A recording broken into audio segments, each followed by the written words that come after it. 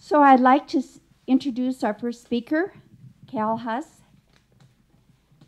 Cal has been involved in regenerative works for the better part of the last decade. A permaculturist, he has worked on projects ranging from agroforestry to bioremediation to green buildings, and is an enthusiastic advocate of alternative energy futures and the ways we can approach a regenerative economy that works for all of us. So, thank you, Cal. First, thank you to everyone who came out to fill this room. Really appreciate that. Thank you, Michael, for inviting me into this. I'm really happy to be here and speaking with you all and hopefully dialoguing with you all. I'm happy to talk with you about the work that I have done in the past and the work that I'm excited about in the future. But I think right now we're all here to kind of discuss the Green New Deal, and we might know a little bit about it. I wanted to, this is a highly discussed and super politicized thing at the moment. It's become a conservative punching bag for a lot of reasons. And so I wanted to just kind of go through a couple of the main points that are actually written in the deal, just to get everyone up to speed with some context. So first off, meeting 100% of the power demand in the US through clean, renewable, zero-emission energy sources. Renewables currently account for about 20%, and that also includes hydro, which is kind of a debatable thing, whether it's renewable or not, but talking about getting that number up to 100%. Building or upgrading to energy efficient, distributed, and smart power grids, and ensuring electricity is affordable. Congress has provided funds for that exact thing back in 2009. There was a stimulus package. They haven't done it explicitly since, so definitely needs some upgrades. Upgrading all existing buildings in the US to achieve maximal energy efficiency, safety, affordability. We don't know if this would be through credits or grants or how this would be accomplished necessarily, but it is in there. Transportation overhaul, probably self-explanatory, but there's a lot of ways that could go. Restoring natural ecosystems through proven low-tech solutions that increase soil carbon storage, working collaboratively with farmers and ranchers to eliminate pollution and greenhouse gas emissions as much as technologically feasible. That one's been a really contentious point because the argument against it is that the liberals all want to get rid of all the cows. That's how it's been interpreted. What is actually written is what I just said. Guaranteeing a job with family-sustaining wage, strengthening and enforcing labor laws, public ownership and appropriate ownership stakes and return on investment through community grants and public banks, etc. Higher ed, generally free higher ed is kind of what they're referring to there. Strengthening and protecting the right of all workers to unionize, enacting and enforcing trade rules with strong labor and environmental protections, obtaining the prior informed consent of indigenous people for all decisions that affect their territories, and finally, providing all people of the US with high-quality healthcare, adequate housing, economic security, and clean water, clean air, affordable food, and nature. So it's a really sweeping thing, and it's not a bill, it's not a piece of legislation, it's a proposal at this point. And it's about 14 pages long, so it's not like the Affordable Care Act or something like that, where it's this hundreds and hundreds of pages evaluating all this stuff. It's pretty straightforward, but it makes these really ambitious goals top priorities. So I think that what I'm excited about is the fact that this is top-down legislation, right? And that can be bad a lot of the time. I like grassroots. I like bringing things up from the ground up. And I think that's generally the most effective way of approaching these kind of situations. So this is a top-down solution. This is government mandate, right? But what's really exciting about it is that the type of work, regenerative work, of all kinds, and social justice work, and things that I know, like me and Michael, and probably many of you in this room, are already engaged in. They can all kind of fit under this umbrella, and this might give us a really incredible opportunity to spearhead more projects like this. If you have a huge reforestation project that you want to get underway, you can do it under this umbrella of the Green New Deal, if it were to pass. We can craft this thing to work in the ways that we want it to work, so that we have a less predatory economic system, because right now the way that it's set up is extremely predatory. And I think that there's ways around it. We need to think about our economy in a cyclical way. Right now it's just very extractive. And I think that there's a lot of ways that, once again, we can talk more about what those details might look like, but we need to get our economy back to a cyclical one where we can be more in harmony with nature and not extract all the value from things, including people and places, and make it work for all of us. So I think I could kind of leave it there for now. I think what I'd like to do is, at this moment, is there any questions about the framework of what the Green New Deal is, what you understand about it up to this point? Okay. I'm pleased to see that there's statements about labor and unions and stuff like that, but my sense is that labor and many unions are very worried that they are going to lose jobs and not have any jobs in this switch to renewable energy. And so I guess I would like more emphasis on a just transition. Some more, I know 14 pages can't be that specific, but I'm worried that it's very vague about a commitment to actually helping communities and workers that are right now in the fossil fuel industry get good paying jobs and communities that can continue to thrive.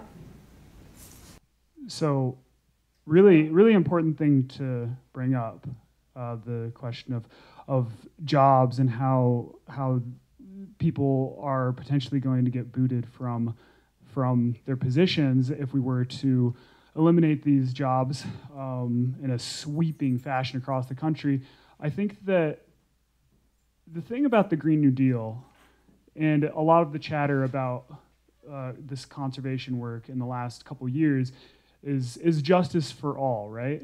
And the most damaging, harmful dichotomy that we've seen in environmental conservation, in the history of environmental conservation, is jobs over here and environment over here. I think that is the way that the conversation is always framed, and that, I know I look young, right? I think I might be young, depending on who you ask. But I have been doing this work long enough to know that is a conversation, that is an argument that you cannot win. You'll never win that. There will always be people who act moralistically, who want to protect the environment for its own sake, for their own moral and logical reasons. There will also always be people, if the economy is structured the way that it is right now, there will always be people who are put in a position, an extractive position that does harm, and they are going to be able to help their family subsist from that the extractive nature of that work that they do. You are not going to convince that person that they should put the reins down and stop doing that job. So what I am really excited about the Green New Deal is doing is that it's reframing the conversation. It's saying, we want a New Deal just like the original New Deal that is going to inject real energy into the economy and do it in a just and distributed way, do it for everybody. So it's not saying no more oil jobs, no more coal jobs. It's making sure that everyone has a place and everyone has a seat at the table. So I think that No, it's not enumerated in this 14 pages right now, but that's, I think, the ultimate goal for everyone involved. And there's really exciting prospects if you're willing to work with it.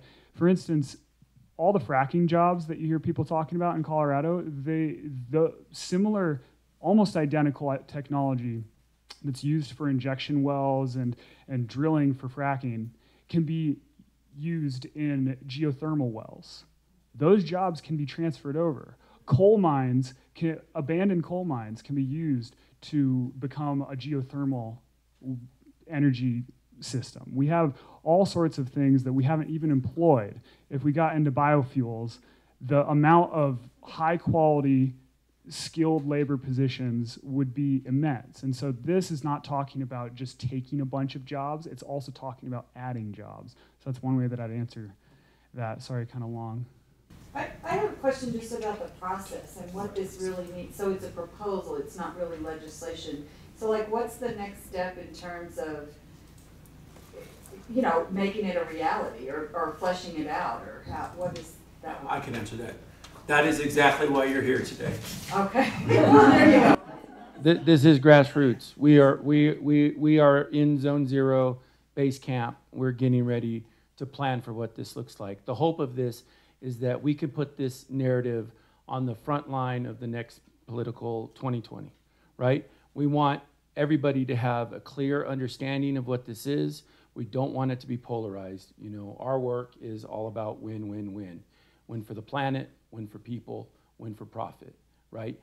We want all those things to be brought into consideration, and they need to have constructive conversations around them, and we need to stop this polarization that's taking place right now, and we really need to come to the table and negotiate what this looks like and hear what the proposed plans are. Some of them are great, some of them are very ambitious, right? Some of them are immediately doable.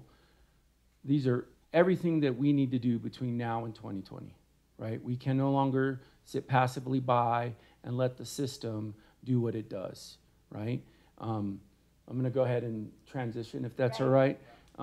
So, you know, I wanna come to say that, you know, to me, this is nothing more than setting a framework of ethos, right? A social contract, right? But to me, as an indigenous person, we've seen this before, okay? Lots of times. We have 400 broken, violated treaties, okay? We have a constitution and a Bill of Rights that are currently being dismantled, right? Our legal system is not reflective of a just system, okay?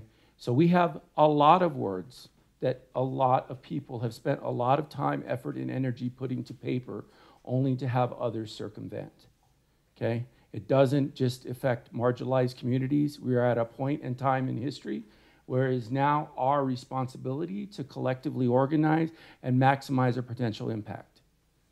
And otherwise, it's not going to be anything for anybody. It's going to just keep unraveling. The rest of the world gets this. The 2016 Paris Climate Accords, right? Only 2 countries opted out, ours being one of them, okay? Already, countries are turning around. Costa Rica is 90% renewable. In just 3 years of putting it into constitution, working together with their communities, putting cars, Australia just signed a resolution, 1 billion trees will be planted in the next 5 years. Guess what? India's already planted in the last 2 years 500 million trees, 620 billion trees, organizing people to reforest their country, okay? We can keep on putting efforts like this of getting which it's important, right? It's important because it highlights the hypocrisy of the American culture, right? But what I'd like to see is a true change, that cracking effect that happens when you open your heart up and everything changes for you. For those of you who know my story, I mean, I'm from inner city San Jose where I grew up in a very violent environment and I became the best at being violent. It wasn't called being a bully. I was a super predator. As an elementary school kid, I was put into behavioral special ed and I got to brag about being the smartest kid in special ed, right? It wasn't, you know, I'm just a kid. I don't know any better. I'm a victim of my circumstance. I can relate with Donald Trump. He is a victim of his circumstance. He does not know better. He really rationalizes his existence that he believes what he's doing is in the best interest for all of us, okay? And sometimes he gets it right, and sometimes he doesn't. And I feel empathetic to that. I've had to change who I am in order to fit into mainstream society. And it took the murder of my brother for me to start making a difference. And that was 30 years ago, and I'm still actively working on it every day because I am not living to the full potential of who I can be. Now, my hope is that it doesn't take us collectively as a community for this to happen, because we really don't have that kind of timeline, right? We need to organize together so that we can get these things passed, we can start doing stuff. And that's what I'm going to talk about next. There's two subject matters that I've been asked to talk about: marginalized communities and decarbonization as it pertains to the industrial farming complex in the United States. I don't know if you heard CPR today, but they were just talking about why Americans can't sell products in other countries. We have a bad reputation for the amounts of things that we allow in our food to be called food, right? So Germany doesn't want to take it. So Italy doesn't want to take it because people over there are well informed and they know that these are not things that go into your body. But you cannot convince a child, right, to stop eating Takis. I was a school teacher for 20 plus years, right? You could smell the chemicals on it when you put it to your nose. It doesn't smell natural. and then they're putting them in their mouth. I had the same conversation with the squirrel at my school, right? He's scavenging from the trash at the school. I try to give him some nuts. He looks at me like I'm crazy, okay? I've also had this conversation with indigenous people from all over the planet. They no longer are acculturated to knowing what good, healthy systems look at. They'll look at something and it'll look right to them because it's become normalized. 2 years ago, I went to Haiti, and the normalization of Haiti is bad. Hundreds of fires in Port-au-Prince every night, 20, 30 flames 20, 30 feet tall, going into the air with 100+ degree days. I'm just like, what are you guys doing? You know, but that's just normal. It's normal to be that way. And this is normal for us. We have to take Americans don't recognize that their two-car garage is the same size as the rest of the world's multi-generational home dwelling, right? And we don't have enough, right? It's not enough, okay? When you're paying $500, $600, $700, $800 a month in heating and cooling bills, and that's normal. It doesn't have to be that way, right? It doesn't have to be that way. So we need to start doing stuff about that. So this decarbonization. So the carbon cycle, relatively simple cycle. There's three main sinks for it. The one that really matters is the ocean.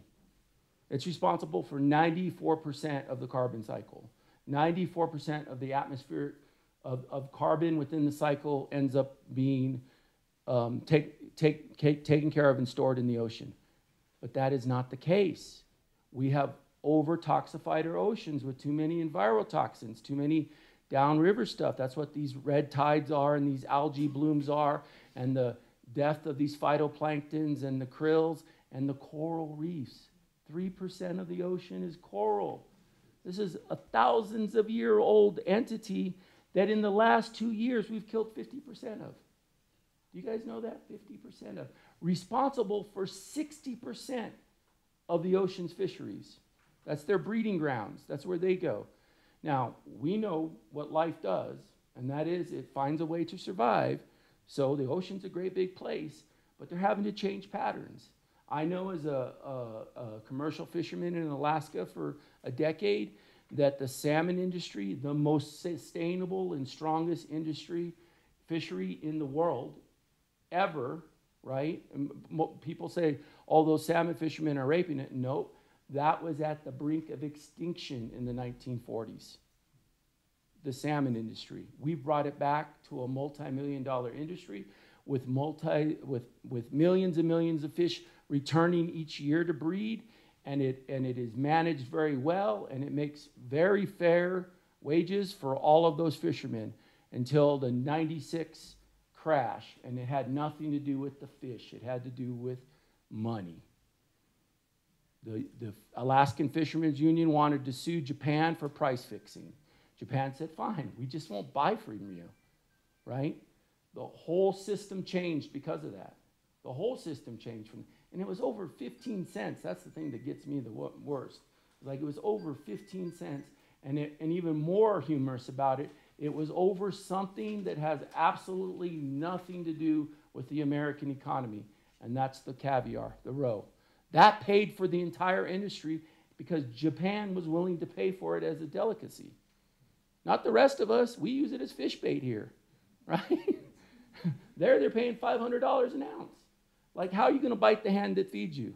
That's exactly what I told the fishing union, and they all pointed fingers, laughed at me, and went on strike. Crashed the entire thing, right? Still barely in recovery. And now we're competing against farm fish, which filled the void, which is a horrible, the third worst ranched protein.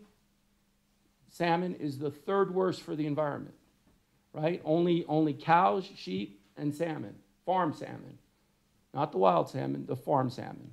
It's also contributing to this problem with the ocean. The next big sink is land-based, right? Trees, grasses, and soils, okay? This is what we can do something about immediately here in Colorado. We could also take care of our water, right? We're at the top of the Continental Divide. My mentor, Brad Lancaster, taught us all a neat little phrase. It's something I've always done, but I never put it into this teachable moment, but it's so beautiful the way that he did it. We start at the top, we slow water down, we spread it out, and we allow it to sink in. So when you're up in the mountains and you have the opportunity and you're in a ravine and you can see that there's some erosion going on, spread some rocks around, right? Little Media Luna, little one-check dam, okay? Go back and come back and see what that does for that ecosystem. You will be amazed. I do this all the time, and it cracks me up over the last 20 years. I've been places that have been totally in need of just a little bit of our support. And I've done this, and I've come back, and they're vibrant and resilient ecosystems that took 20, 30 minutes of my time, and I, just come back and check on it. So with American farmers, we need to demand that they be organic. Organic is not the be-all to end-all in America, because if you've been an organic farmer, you know that there's loopholes within the organic farming system that you can get away with using things that you're not supposed to and still be called organic, okay? There's not enough regulation, there's not enough education, but if we start demanding it, right? The other big thing is we can hyper-localize, right? We can get communities together to work on purchasing a greenhouse, growing their own food, which is actually realistically the best thing for us to do, because that's going to really make you food secure, right? If you are cooperatively invested with your community in trading goods and services hyper-locally, okay? But the existing farmers that are aging out, the average age is 68, right? Help them with the transition. Help them to repatriate those lands and have them to become something that serves the community. This is part of the work that I do. I call it ecosystem services, right? Ecosystems really should be a paid utility. You should be paying for the air that you breathe, because let me promise you this. If it goes bad, you're going to be paying for the air that you breathe. It's already happening in Asia. It is already happening in Asia. 2,500 parts per million volatile organic compounds in the atmosphere. Oh, I got to wear a breathing apparatus to go to work, drive in my car, go from my, that's normalized, right? Colorado, 90s, second worst in pollutant, Denver, second worst polluted air quality in America, right? Only to Los Angeles, right? Last summer, guess what? We spiked again. Who remembers what happened last summer? I remember it spiking. Huh? I remember it spiking, but I don't know why. Somebody said it over here? The fires, right, directly affected the air quality. You know what was affecting it in 91? Salting the streets. Sanding the streets, I'm sorry. Sanding the streets, right? All that getting driven over. We're in a nice little eddy up here in the atmosphere, and it was just trapping all that dust, okay? Super, super important for us to start planting trees, right? Native species in Colorado. Some permaculturalists are, we got this whole list of plants that are naturalized and that will do good in this environment, right? But the ones that will stand the test of time, right, are the ones that have been here, right? They've already proven that they have the tolerance to this harsh environment. And we live in a very harsh environment, right? When we averagely have 0 organic matter in our soil because of the amount of clay, right? Expecting everybody to put 10% organic matter on a huge scale ecosystem it's a little absurd, okay? It doesn't really do what this ecosystem, these 8 ecosystems were designed to do, right? We have 8 ecosystems here in Colorado. So we need to work with things where they're at, do minimal investment in those things, right? We need to start lobbying, working with the Rocky Mountain Farmers Union, working with the Department of Agriculture, the Colorado Department of Agriculture, working with marginalized community, and hyper-localizing our agricultural system. Any questions about that? I mean, that's a very general overview of this whole thing, but I'd just like to share something with respect to what you're talking about. A couple of years ago, I was sitting at Panera Bread over here on 38th Avenue, and they had just built one big building there. And between that and the little shops, this old streetcar tracks went through, and trees were in there kind of waving, and this poem came to me. The trees, they're weeping, don't you see? Weeping lest they cease to be. No more, brick by brick, one by one, soon there'll be no more sun, no more grass, no air to breathe. Soon we too shall cease to be. thank you so And much. I am sick and tired of this big box city. We used to be Queen City of the Plains, but that's part of The urban canopy is extremely important. We're in such close proximity to it. How easy is it for us to maintain a tree if we're putting them in our yard, if they're lining our streets? They can reduce our energy costs by as much as 50%, right? It's going to take time for them to grow and create shade and reduce the heat island effect, right? Which is basically the thermal mass that is exposed directly to sunlight, right, retains the heat from the sun. It absorbs it, just much like the ocean does. The ocean's responsible for absorbing 97% of the solar gain from the sunlight, right? We use that same knowledge so that we are planting more trees within the city, and then we are actively participating in the health and the maintenance of those trees so that we can reduce our heat island effect. I was going to say that's a kind of a segue into back when Hickenlooper first term as mayor, and we had a project that was going to stretch out for some years of planting a couple million trees or something like that. And I guess Denver Digs Trees was an organization that came out, and I remember we went out on the first day and overdid our quota for that day. And I'm just wondering now whatever happened to that plan and whatever. I don't know whether all the how would you say it, the building and real estate development has helped with that. I mean, I haven't heard anything for years basically as to, here's our goal for this year to keep going. Yeah, that was pre my return to Colorado. So I didn't hear about that, but I was originally a part of the green movement here when Nader ran, and the first integration of this water park, which is now in front of what is REI and Confluence Park, stuff like that. I was, you know, a volunteer with all of that. So I was the Green Belt movement, all of that. But like with anything, if we don't understand what we're doing, right, over time it ends up becoming a problem. So now all of the synthetic chemicals that they're using on the greenways are ending up in the South Platte, and that's what's polluting the South Platte. So you have less and less people using. Or keeping up to the plan. Right, or keep accountability. Yeah. Right. With this, you know, I mean, this is a 10, 12-year, 20-year plan. And how do we know we're going to be keeping up with it? Because things will change. Yes. And for me, holding myself accountable to the ethos. Holding the people I work accountable to the ethos. You know, it's extremely hard to hold yourself accountable to the ethos when you're an American. Right? Look at how big I am. I've reduced my caloric intake by half. I've cut my protein of red meat consumption by 70%. Right? That was something I never thought I would do. But I also thought I would never stop drinking, and 7 years ago I stopped drinking. Okay? I want to be better, and I'm going to not give up on that for myself.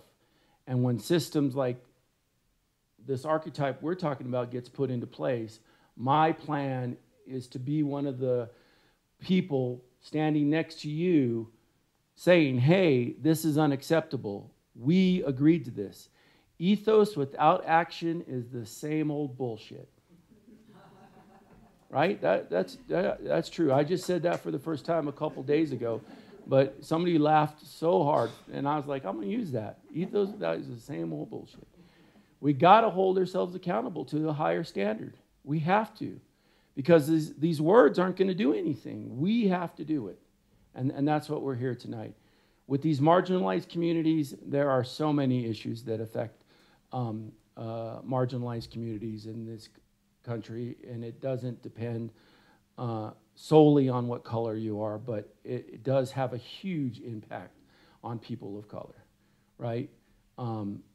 They are definitely the ones that are suffering the most suffering from this intentionally designed systemic oppression, right?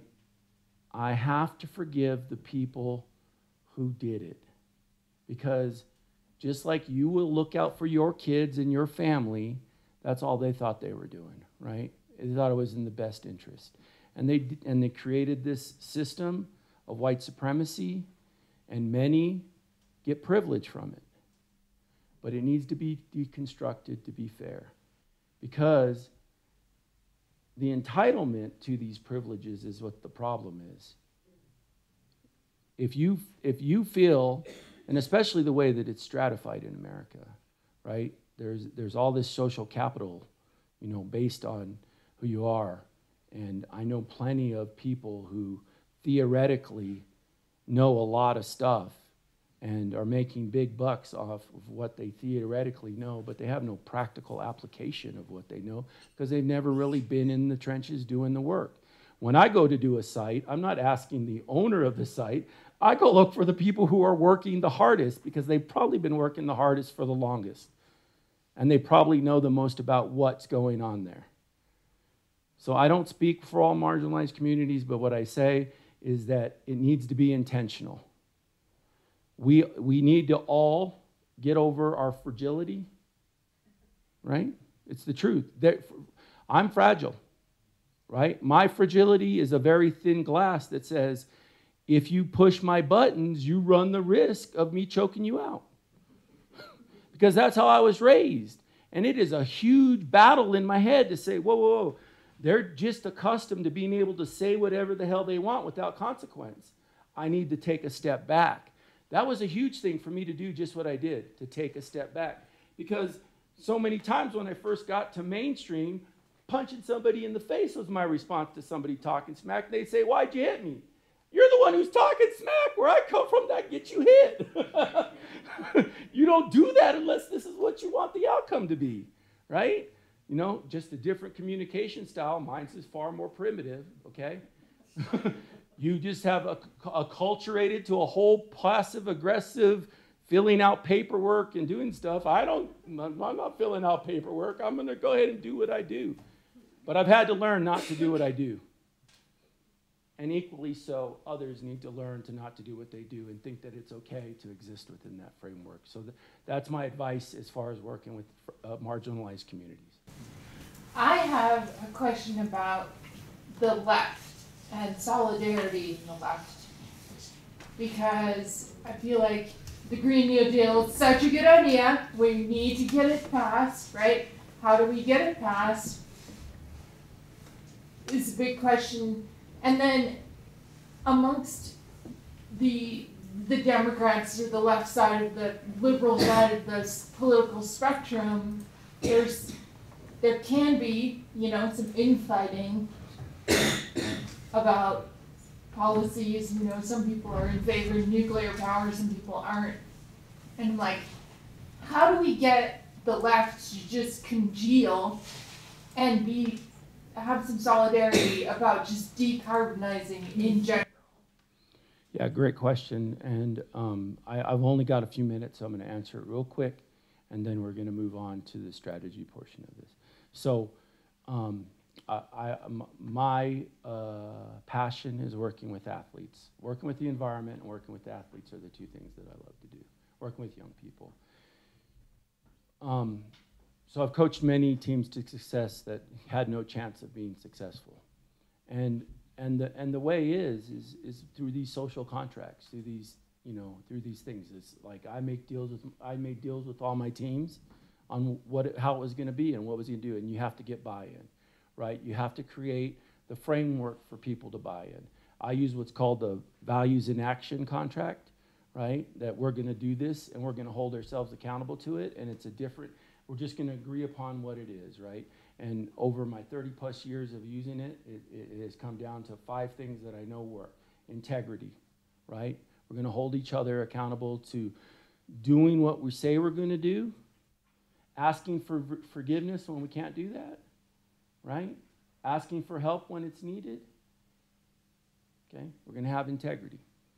We're going to be respectful. We're going to do our best to communicate respectfully with each other, respect the equipment, respect the environment, respect everything. Be good listeners, right? This takes a lot of work. Positive communication, right?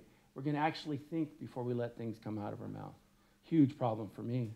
When I first coached, I couldn't stop cussing. I cussed like a sailor. I was from the inner city. This young redheaded kid patted me on the back and said, "It's okay, coach. People who curse do so because they have a limited vocabulary." I almost lost my cool. I told my girlfriend that. She gave me an unabridged dictionary for Christmas. She got a good laugh at it. We spent the next couple years reading words, increasing my vocabulary, right? I changed over time. We need to create a safe environment. Emotional safety, physical safety, right? Spiritual safety. We need people to feel comfortable when they come into a space. And my favorite one is we need to have fun. We need to keep it fun, okay? When you're putting all this framework together, it needs to be fun, okay? That's where I had the best success with my kids in my classroom when I was a teacher, right? That's where I have my best success when I'm working with communities that are marginalized, that I need to gain their trust, okay? It's like, I'm gonna do these things. We're gonna agree to it. You're gonna hold me accountable as my equal, just as I'm gonna hold you accountable, right? And when we do, we're gonna use this framework to problem solve the whole thing. So we need social contracts like that we can all agree upon, that we can work to. We need to hold ourselves accountable to the ethos that we prescribe to, and we need to be forgiving of each other, because that's the biggest thing the biggest privilege I see given to mainstream or white America is, man, there's so much grace. When you let Donald Trump become president, you're just given a lot of grace. Right? You're not going to let an inner city kid like that. You're not going to even let somebody like Barack Obama, who did majorly all the right things, have that kind of grace when he's trying to serve, And I'm getting ready to leave for Alabama, and boy, they got a lot of grace down there for him. And I listen. I do. I don't go down there confrontational. I go down there and I listen to what those people have to say. And like I said, I feel very empathetic towards Donald Trump. I do. I understand why he is the way that he is, and I show him grace. Now, if he ever wants to get into a conversation about accountability, we will have a courageous conversation about that and what that means and what that looks like, right? But I will do so with an open, loving, and caring heart. I thank you all for sharing your time with me this evening. I hope that this was helpful. I would love to continue this conversation with you. My name is Michael Alcazar. I have a climate mitigation brokerage.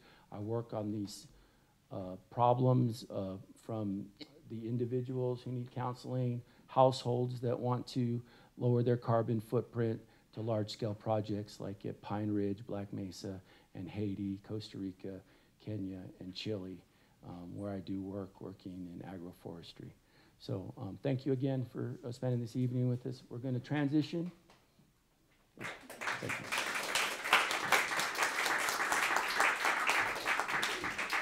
We're going to transition to talking about the strategies for getting our politicians to be held accountable to the standard that this framework sets, and what we're going to do to start organizing towards that. I hope you stay with us in this battle. I look forward to working with you all in the coming months and years.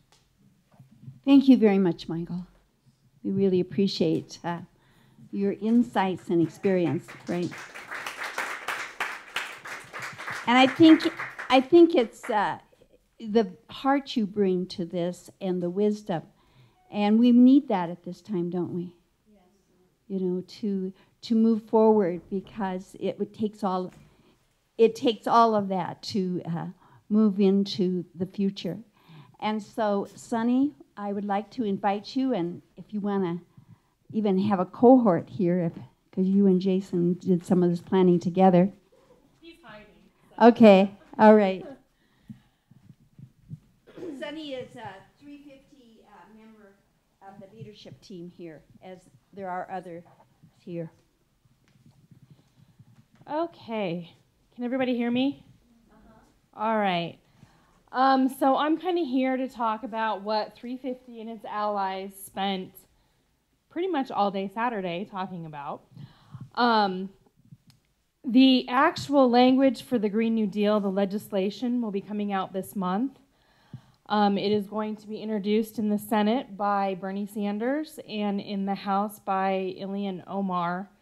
Unless that changes, could be delayed, but we're hoping sometime this month.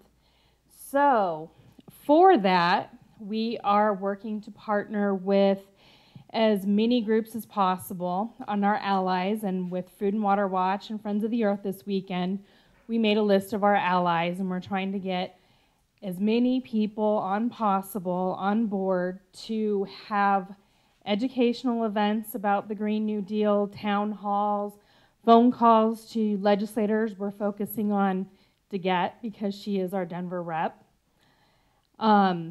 But also to sort of counter the negative propaganda that's going on about the Green New Deal, like it's going to kill jobs, which is something that probably won't happen, but it's always a favorite talking point. And if anybody wants to be involved in that, we are happy to have you. If you're part of a different group or organization that has an interest, we would certainly like to have you on board.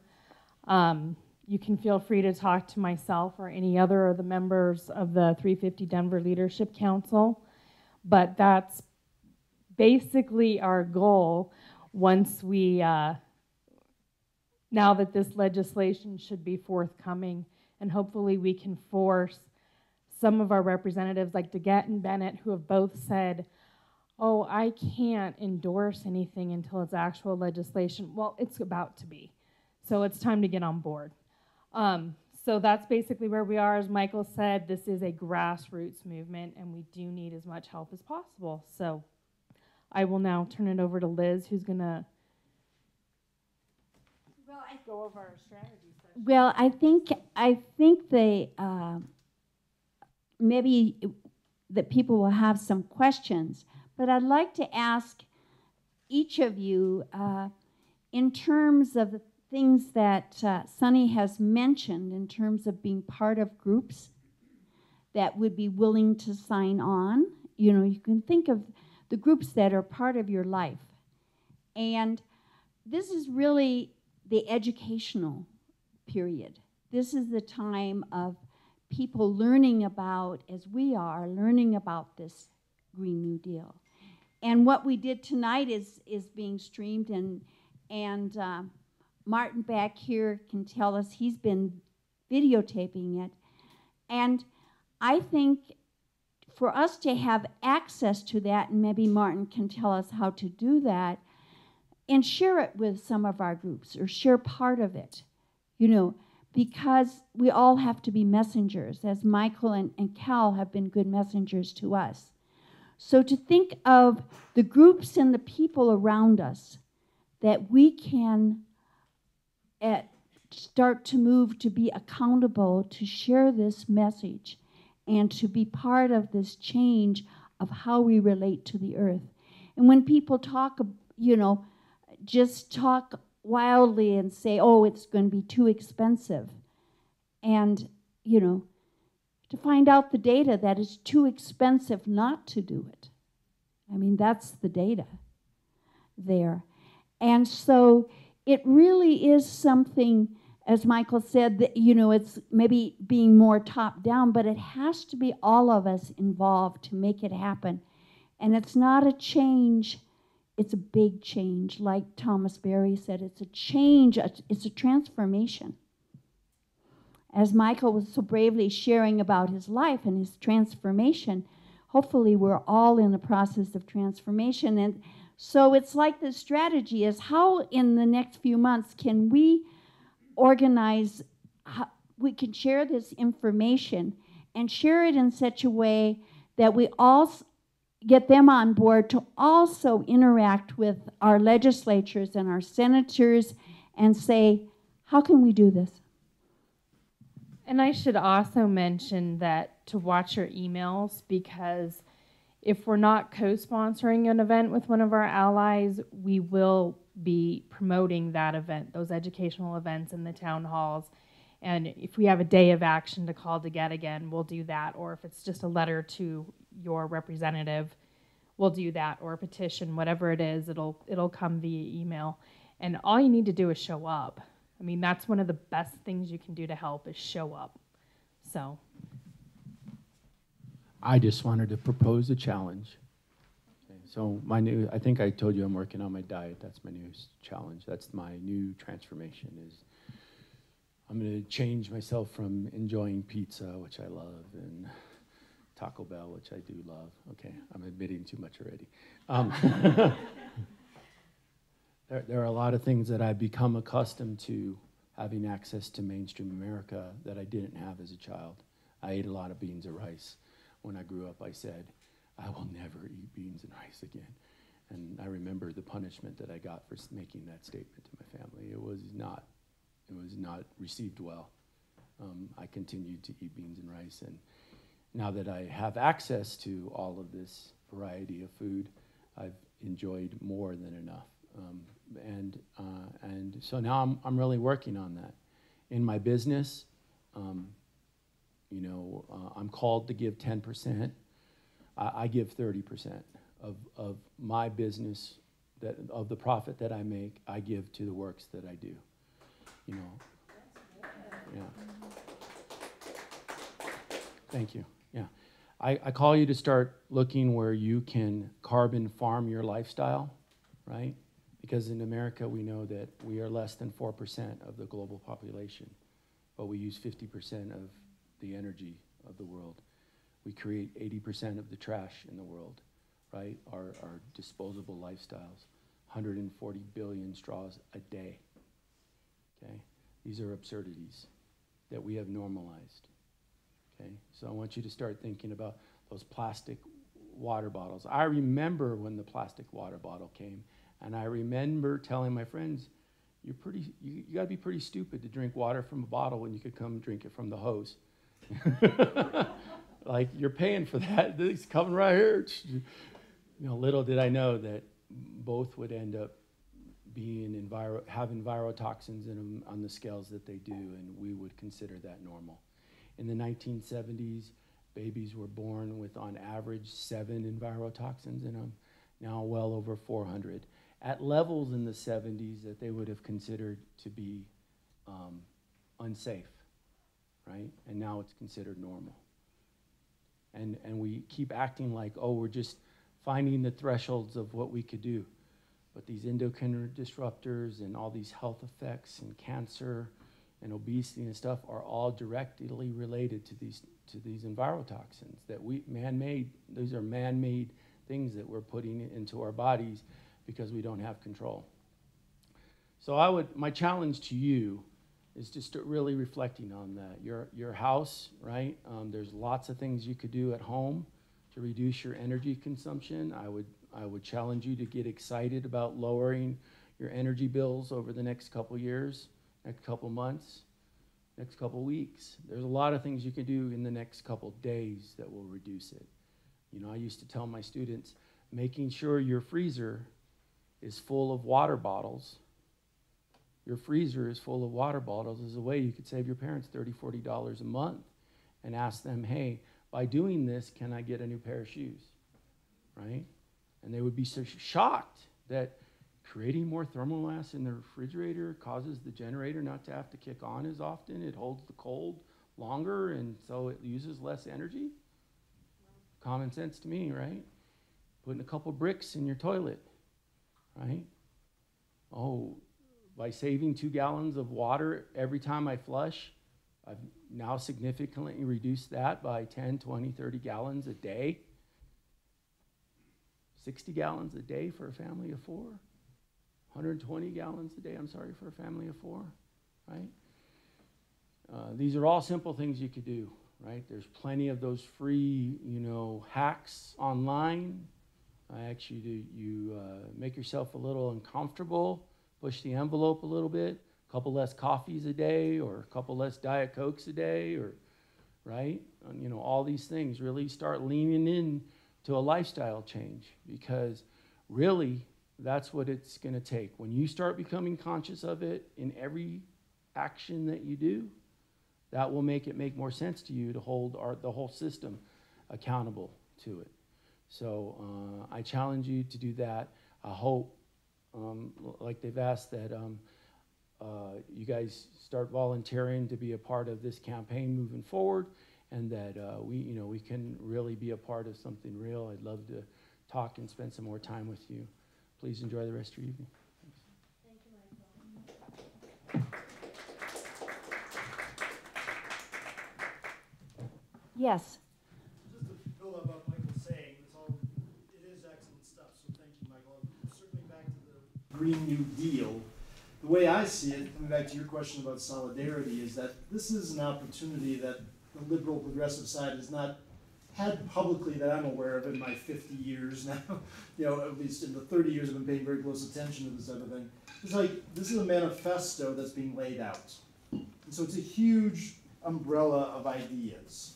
What I'd see this group would be best served to do is to look at the areas within that most directly impact around climate change, and saying, they all do, but the ones that most do that, to say, where do we start to target as a group?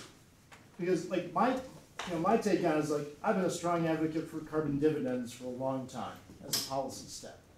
So I see this policy idea, this manifesto coming about, as something that's saying, as one of the pinnacles of getting something done legislatively, it would be to say, to target the new Green Deal, let's push Diana DeGette and other representatives to say, move this legislation forward, or we throw you out of office for being so moderate as she's been and so passive as she's been for so long. That'd be one idea.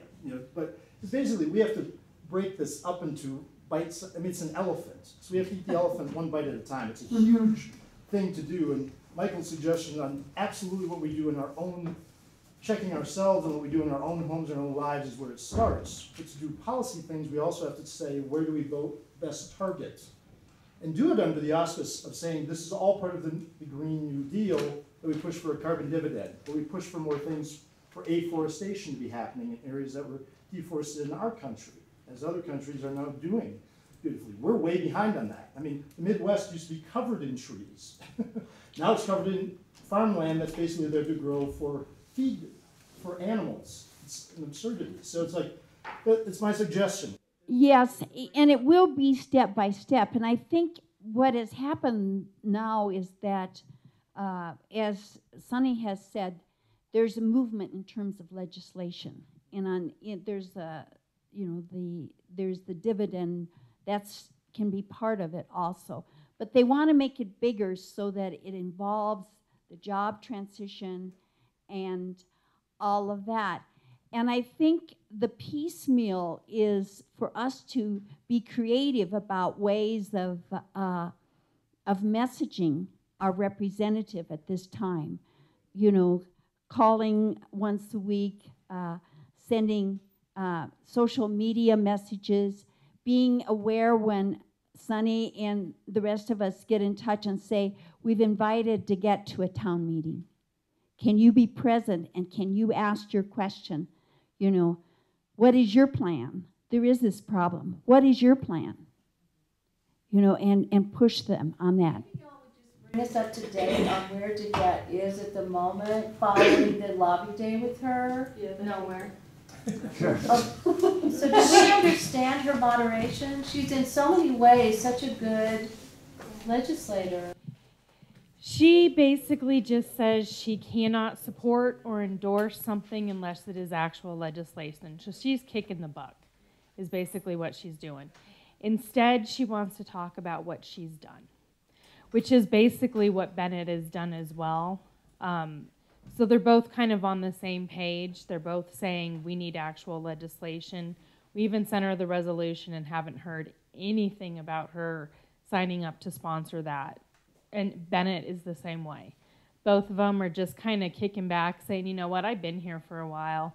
You know, they're taking the Feinstein approach, and they're saying, I've been here for a while, I know what I'm doing. But they're both in, I mean, especially Decarbonisation is in one of the safest Democratic districts in the country. So she should be the one standing up to take a stand. So we're going to try to push her there. If not, she might have a challenger, a primary challenger. So it gives us an option to show her that. We have no plan to do that until we have actual legislation that has been introduced. What did you say about, is the Green Deal being, is the next step, it's going to be a bill? Yes. Okay, and you said you think that's going to happen this month? This month is the word, but I've heard that before. I heard that with the fracking bill all February. So the news we have now is that it should come down sometime this month. Once we have a bill and something to take to Decarbonisation and Bennett, we're going to say, hey, it's here. What are you going to do? We are going to put your feet to the coal now, and if you don't do what's right for, you know, the state and the people that live here and your voters, then you have a chance of losing your job, basically. So, yes. You said that Decarbonisation wants to focus on what she has done. Do you mean with regard to this issue? No, she just wants to talk about. I mean, we met with her. Yeah, we met with her, and she talked about insulin for. And that had nothing. We were there to meet with her specifically about the Green New Deal, and she wanted to talk about insulin. So, which has nothing to do with this, other than the price has gone up, and that's unfair. But it's still not a Green New Deal. Yeah. I would just like to add one more challenge, which is that any kind of organizing like this, anything like the Green New Deal, really depends upon community, upon all of us building community, expanding community, educating community, making connections we wouldn't have otherwise made. And a lot of us in the room are white people. Go find a person of color, ask them what would make them interested in this subject, what would help them feel welcome and get them on board. Find a friend that you haven't invited to a meeting, bring them to a meeting. Start a community garden in your neighborhood and start talking to those people while you're doing that community garden and explaining to them why this Green New Deal is important. Whatever it is, you can be creative about it, but find a way to expand your circle and bring more people into understanding and relationship with you. And we'd love to have them come strategize with us too. Yes, and maybe to just, as we're, Yes. Just on that point, how much of this information is bilingual and available in a different language, and how much outreach has been done in Spanish? How much, is there childcare available? Is there transportation to these meetings? I think there are some barriers to that participation. I just want to throw it out there because I know that people, if you look at actually Latinos, they pull higher in wanting climate action from Congress, but there's barriers to that. To that action. And so I'm just throwing it out there to some strategies that you can start implementing to have more participation from marginalized communities. I appreciate the comment. And I think one of the things that's coming up is the mayor event and those kind of things. Does someone want to, you're going to share us the future events that are happening. But I would like to just maybe in 1 minute to turn to the person next to you and maybe suggest one idea that you are thinking of doing to move one step forward with each other, the two of you, to say, what can I do in the next week to start thinking about and moving out? Because we've had a lot of action examples, but we need to practice applying it and holding ourselves accountable in this process. And it's a process.